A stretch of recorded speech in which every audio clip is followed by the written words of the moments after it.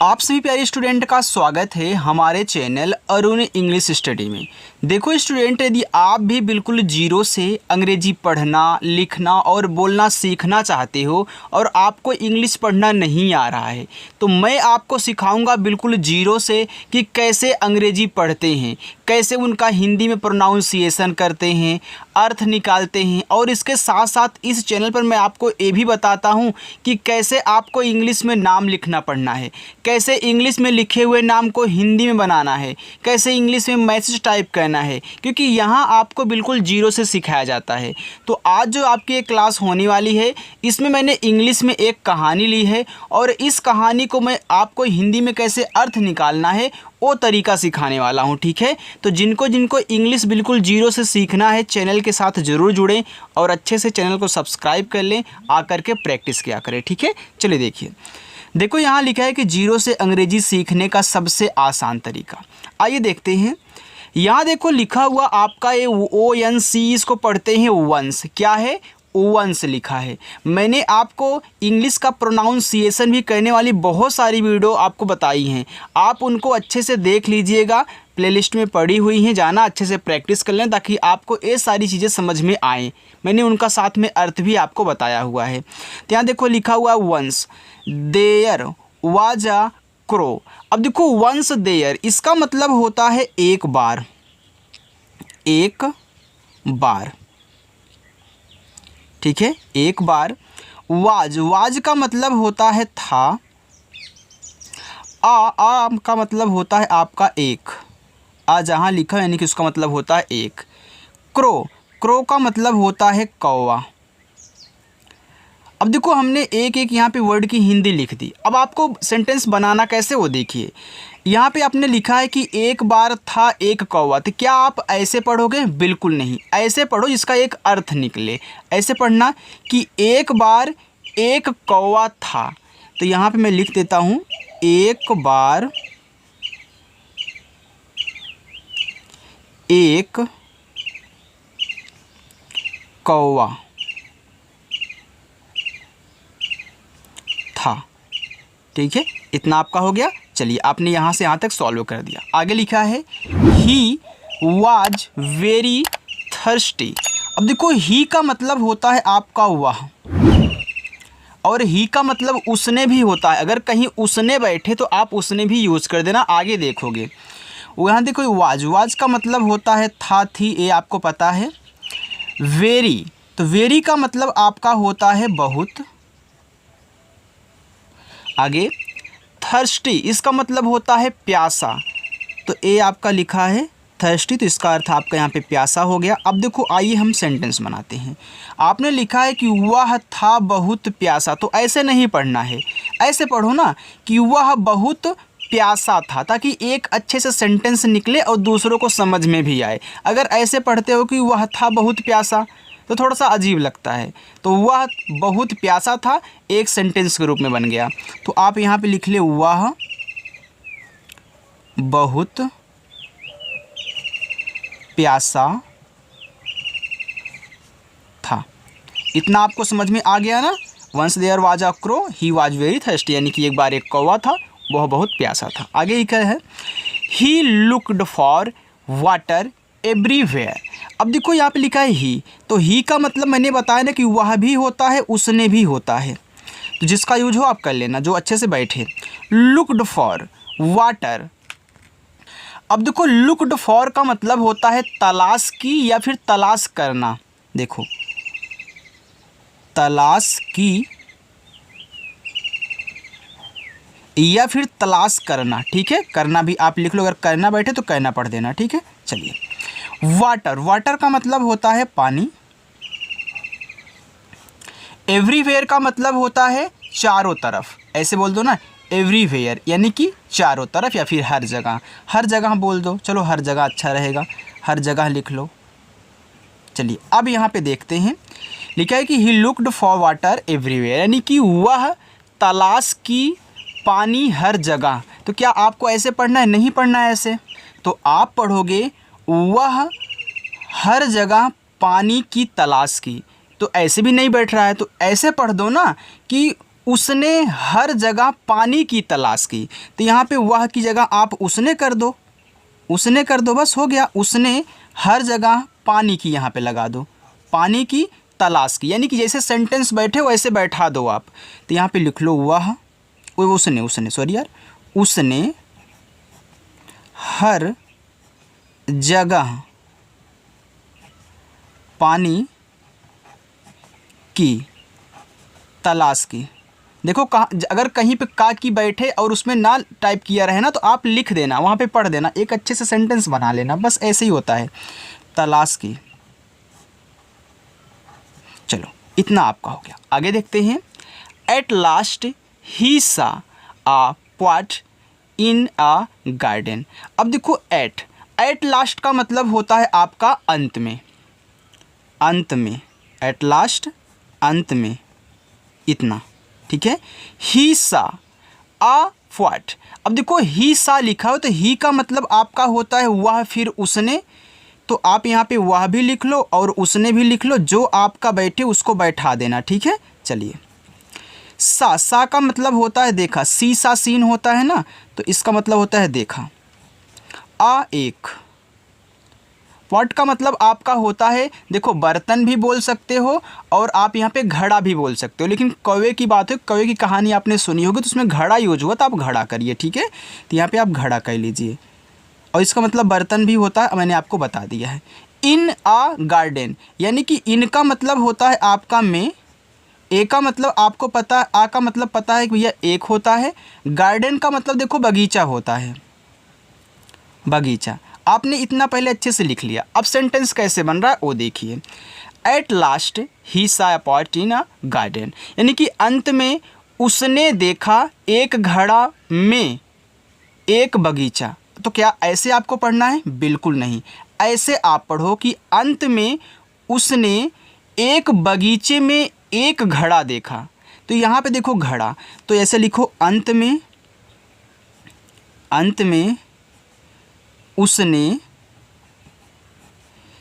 एक बगीचे में, तो यहाँ पे देखो हमने बगीचा लिखा, बगीचे भी बोल सकते हो, कोई दिक्कत नहीं, जहाँ पे जो बैठे उसको बैठाना। तो बगीचे में एक घड़ा देखा, एक घड़ा देखा, ऐसे, ठीक है। चलिए आगे। बट देयर, आगे थोड़ा सा हम करते हैं इसको। अब देखो बट देयर के बाद यहाँ लिखा है was very little water in it. देखो बट का मतलब आपको पता है कि लेकिन होता है, लेकिन। अब देखो देयर का मतलब आपका वहाँ होता है, ये आपको पता है। चलिए वाज था, वेरी का मतलब होता है बहुत, लिटिल का मतलब होता है थोड़ा या फिर कम या फिर छोटा। तो यहाँ पे देखो थोड़ा यूज करना, थोड़ा। वाटर, वाटर का मतलब होता है पानी। इन इट, देखो अगर आप इन इट का अर्थ एक साथ निकालोगे तो ये होता है उसमें, इन इट का मतलब होता है उसमें। अब देखो लेकिन वह था बहुत थोड़ा पानी उसमें, तो क्या आप ऐसे नहीं पढ़ सकते हो कि लेकिन उसमें बहुत थोड़ा पानी था, ऐसे पढ़ दो। तो यहाँ पे लिख लो लेकिन उसमें बहुत थोड़ा पानी था। चलिए आगे देखते हैं। The crow could not reach the water. अब देखो द क्रो का मतलब होता है कौवा, कौवा क्या हो गया आपके यहाँ पे, कौवा हो गया। आगे देखते हैं। कुड नॉट रीच यानी कि नहीं पहुँचा, कुड नॉट रीच का मतलब होता है नहीं पहुँचा। तो यहाँ पे आप कह लीजिए नहीं पहुँचा, नहीं, इसका रीच का मतलब होता है पहुँचा। अच्छा देखो कुड, यहाँ पे कुड का मतलब होता है सका, ठीक है, सका। द वाटर यानी कि पानी तक, द वाटर लिखा है तो पानी तक, ठीक है, पानी तक। अब देखो कौवा सका नहीं पहुँच पानी तक, तो क्या ऐसे पढ़ोगे? नहीं, ऐसे पढ़ो कि कौवा पानी तक नहीं पहुंच सका। ऐसे कौवा पानी तक नहीं पहुंच सका, यानी कि इनको मिलाकर के एक अच्छा सा सेंटेंस बनाओ। तो क्या देखो, अब अगर आप ऐसे पढ़ते कौवा सका नहीं पहुंच पानी तक, या फिर ऐसे पढ़ते कौवा पानी तक सका नहीं पहुंच, ऐसे भी नहीं, जैसे से आपका बैठे ना वैसे बैठा लो, 2-3 बार पढ़ो उसको, ठीक है। चलिए, ही सा सम पेबल्स, ही का मतलब होता है वह, फिर उसने, अब जो बैठेगा हम उसमें यूज करेंगे, ठीक है। उसने है, उसने। सा का मतलब होता है देखा, सम का मतलब होता है कुछ, पेबल्स का मतलब होता है कंकड़।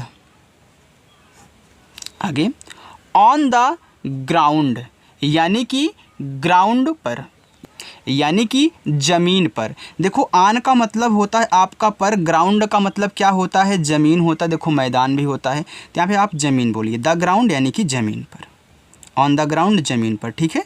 चलिए, अब हम यह देखते हैं यहाँ पे, ही सा यानी कि उसने देखा कुछ, या फिर वह देखा कुछ कंकड़ ज़मीन पर, यानी कि उसने ज़मीन पर कुछ कंकड़ देखा, ऐसे बोल दो, ठीक है। चलिए, यहाँ पे हम लिख देते हैं, उसने ज़मीन पर कुछ कंकड़ देखे भी लिख सकते हो। देखा अगर यहाँ पे सेट नहीं हो रहा, देखो उसने ज़मीन पर कुछ कंकड़ देखा, तो देखा भी लिख दो, कोई दिक्कत नहीं है। चलिए, he had a brilliant idea. अब देखो, ही का मतलब आपका होता है वह, फिर उसने, ठीक है। देखो, आगे लिखा हुआ हैड अ ब्रिलियंट, तो हैड का मतलब आपका होता है आया, या फिर कहीं कहीं था भी यूज हो जाता है। आ का मतलब आपको पता है कि भैया एक होता है।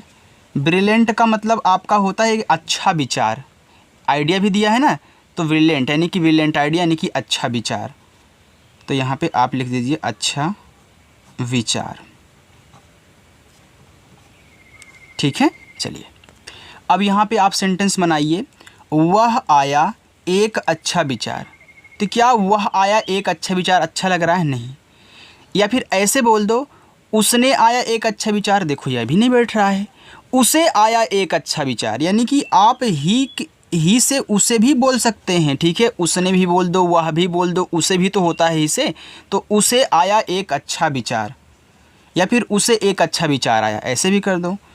तो यहाँ पे मैं ऐसे लिखूँगा, उसे एक अच्छा विचार आया। देखो, आप कई तरीक़ों से बना सकते हैं, लेकिन ऐसे बनाइए कि हाँ थोड़ा सार्थक अंक लगे, ठीक है, यानी कि सार्थक शब्द लगे। आगे बढ़ते हैं, लिखा है he picked up the pebbles one by one.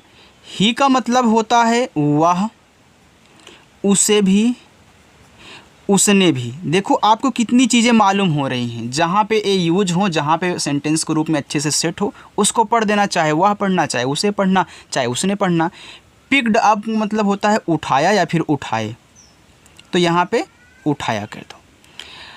The pebbles, यानी कि पेबल्स का मतलब क्या होता है? कंकड़ होता है, तो यहाँ पे आप कंकड़ लिख दो। आगे लिखा है वन बाई वन, यानी कि एक एक। वन बाई वन का मतलब क्या होता है? एक एक। आगे देखते हैं, and dropped them into the pot, यानी कि एंड का मतलब होता है और, ड्रॉप्ड का मतलब होता है आपका गिराना या फिर डालना, तो गिराना भी बोल दो, या फिर आप गिराया भी बोल दो, या फिर डालना भी बोल दो। अब भाई कंकड़ है उसमें डालेगा, ये आपको पता है, आपने कहानी सुनी है, लेकिन यहाँ इंग्लिश में तो थोड़ा सा आपको यहाँ पे सोचना पड़ेगा। यहाँ पे लिखा हुआ है देम। अब देखो, देम का मतलब होता है उन्हें। इनटू द पॉट, यानी कि बर्तन के अंदर, घड़े के अंदर, तो यहाँ पे घड़ा आपने यूज किया, तो घड़े के अंदर कर दो, घड़े के अंदर। अब देखो कोई कोई स्टूडेंट ये पूछते हैं कि सर कहीं कहीं इन लिखा होता है, कहीं कहीं टू लिखा होता है। जैसे मैं बोल दूँ कि the pebbles was in the poet, यानी कि जो कंकड़ है आपका बर्तन के अंदर या फिर घड़े के अंदर है। तो याद रखना अगर कोई घड़े के अंदर पहले से है तो वहाँ पे आपका इन होगा। आप बता रहे हो उसको, वहाँ पे इन होगा क्योंकि घड़े के अंदर पहले से है। आपने उस कंकड़ को उठा करके यहाँ पे डाल रहे हो, तो कंकड़ को उठा करके अंदर डाला जा रहा है, इसलिए इन टू का यहाँ पे यूज हुआ है। ठीक है, तो यहाँ पे हो गया घड़े के अंदर। चलिए अब देखते हैं यहाँ पे सेंटेंस क्या अच्छे से बन रहा है। देखो यहाँ पे देखो उसने सेट होगा, उसने उठाया कंकड़ एक एक और डालना उन्हें घड़े के अंदर। अब देखो यहाँ पे कुछ अजीब लग रहा है, तो आप ऐसे पढ़ो, उसने एक एक कंकड़ उठाया। तो यहाँ पे देखो कहाँ गया उठाया, हाँ, उसने एक एक कंकड़ उठाया और घड़े के अंदर डाल दिया। देखो ड्रॉप का मतलब डालना होता है, तो डाल दिया। तो ए मत बोली सर आपने डालना लिखा है, आप पढ़ रहे हो कि डाल।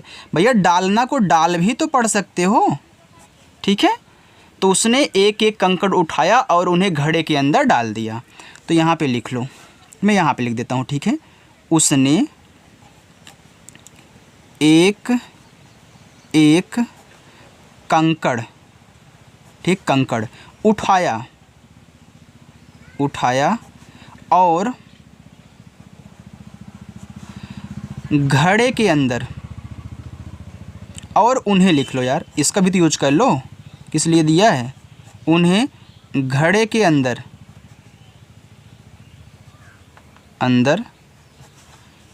डाल दिया। अब ये मत बोलिएगा कि सर यहाँ पे दिया नहीं यूज हुआ। भैया कि देखो यहाँ पे ड्रॉप्ड का मतलब यानी कि डाल दिया। अगर दिया आप यहाँ पे यूज कर रहे हो तो कोई दिक्कत नहीं है, दिया की अलग से इंग्लिश नहीं होगी। ठीक है, इसी में आपका हो जाएगा। चलिए आगे देखते हैं।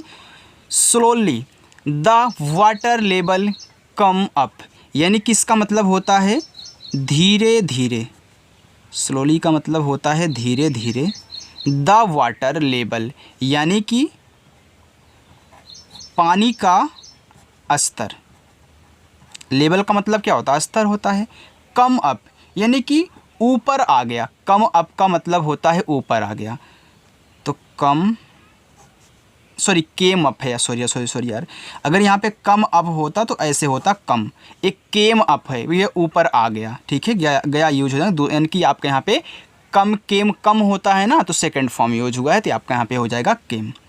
तो केम अप, सॉरी यार मैं तो यहाँ पे इनका प्रोनाउंसिएशन हिंदी में कर रहा हूँ। लेवल ऊपर आ गया। ठीक है, चलिए अब यहाँ पे सेंटेंस बनाइए। धीरे धीरे पानी का स्तर ऊपर आ गया। ये तो भैया ऐसे ही बन गया, मुझे बनाने की क्या ज़रूरत है, यहाँ पे इधर उधर नहीं हुआ है। धीरे धीरे पानी का स्तर ऊपर आ गया, बस। हम आगे देखते हैं। यहाँ पे देखो लिखा है आपका the crow drank the water and flu away happily. अब देखो यहाँ पे द क्रो यानी कि कौवा, यहाँ पे लिखा कौवा। ड्रैंक द वाटर यानी कि ड्रैंक का मतलब आपका होता है पिया। क्या होता है, पिया, यानी कि जो पानी पी रहा है। तो ये आपका हो गया पिया। द वाटर पानी, एंड और फ्लू अवे यानी कि उड़ गया। फ्लू अवे का मतलब होता है उड़ गया। हैप्पीली यानी कि खुशी खुशी, खुशी खुशी। चलिए, कौवा पिया पानी और उड़ गया खुशी खुशी। तो क्या ऐसे पढ़ोगे, बिल्कुल नहीं। इसको पढ़ना है कि कौवा पानी पिया और खुशी खुशी उड़ गया, या फिर कौवे ने पानी पिया और खुशी खुशी उड़ गया। तो यहाँ पे लिखो कौवा पानी पिया, कौवा ने पानी पिया। यहाँ पे ने कर लो, कोई दिक्कत नहीं, अपने मन से लगा सकते हो क्योंकि दा लगा हुआ है। कौवे ने पानी पिया, पानी पिया और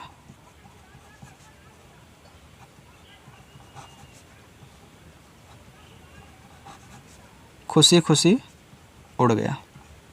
ठीक है।